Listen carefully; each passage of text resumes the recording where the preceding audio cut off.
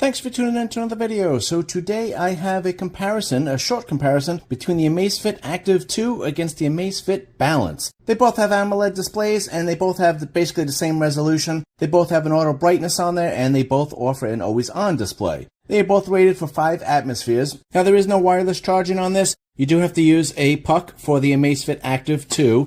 And the Balance uses a pin also, but the cord is attached and it's a USB-A. Both buttons can be customized on this. But the Amazfit Balance does have a rotating crown, which is actually really nice, very sensitive, and you do get a little haptic feedback when you do rotate it.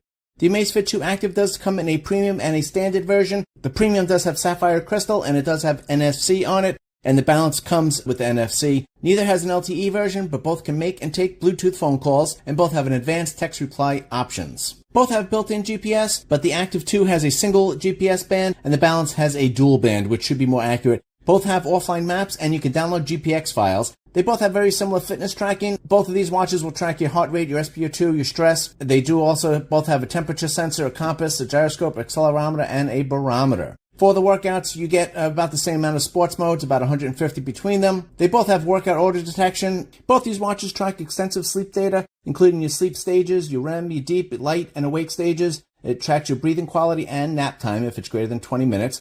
And both these watches are compatible with Apple and Android.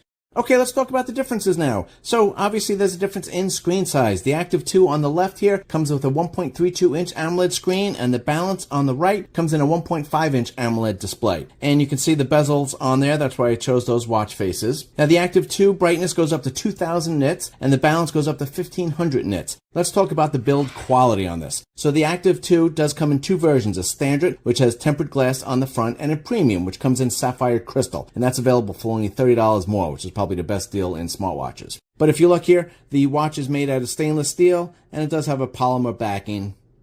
Let's talk about the Balance. So the Balance only comes in one version, and it does have tempered glass on the front, which is probably the biggest weak point of the watch. And it also does have an aluminum frame here and a polymer backing, just like the Amazfit Active 2. The biggest negative of the Active 2 is probably the available memory. As you can see here, we're talking about megabytes, and the storage on the Amazfit Balance is 2 gigabytes. So let's talk about the battery. That is another big selling point of the Amazfit products. Now the Active 2, typical use will get you up to 10 days, and heavy use will get you 5 days. On the Balance, regular use is 14 days, and with heavy use you should get about 7 days. Some of these features were not available initially on the Balance, but with software upgrades, the features are basically very similar. So honestly, I think the main feature, it comes down to price. You also do get the sapphire crystal option on the Active 2, which is the other big reason, and then probably the screen size. If you're still on the fence with either of these, check out my channel. I have full reviews of both of these watches.